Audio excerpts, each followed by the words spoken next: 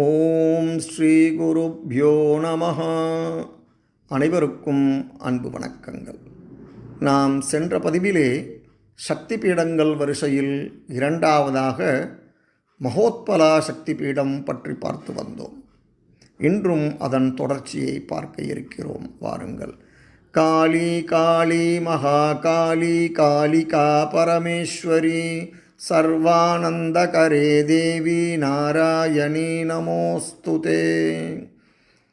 கருட புராணத்திலே முக்தி ஸ்தலங்களாக போற்றப்படுபவை 7. அவை அயோத்தியா, மதுரா, துவாரகா, வாரணாசி, ஹரித்வார், காசி மற்றும் இந்த தலமான உஜ்ஜயினி அதாவது அவந்திகாபுரியும் ஒன்றாக கருதப்படுகிறது.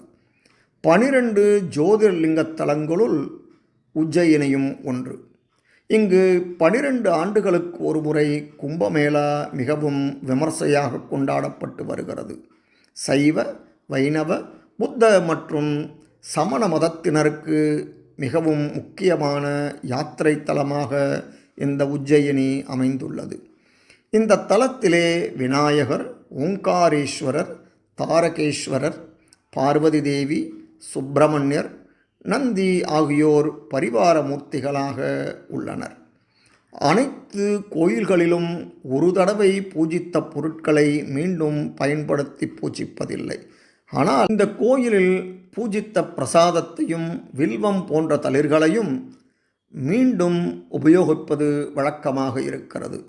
தேவர்களும் அசுரர்களும் அமிர்தத்தை கடைந்த பொழுது அசுரர்களுக்கு பங்கு தராமல் தேவகுரு கலசத்தை தூக்கி கொண்டு விழும்பொழுது அமிர்தம் சிந்திய இடங்களுள் இத்தலமும் ஒன்றாக கருதப்படுகிறது.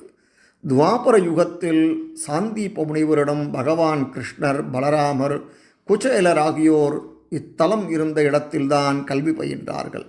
மகாபாரத காலத்தில் இந்த நாட்டை ஆண்ட இளவரசர்கள் கௌரவர்கள் பக்கம் நின்று மகாபாரத போரில் யுத்தம் புரிந்தனர். இராமாயண காலத்தில் ராமர் வந்து நீராடியுள்ளார். இந்த இடத்தில் இப்போது ராமர் காட் என்னும் குடியல் கட்டம் உள்ளது. இங்கே மீன்களை கடவுளாக வழிபடுகின்றனர். இதன் தொடர்ச்சியை அடுத்த பதிவிலே பார்ப்போம். நன்றி, வணக்கம்.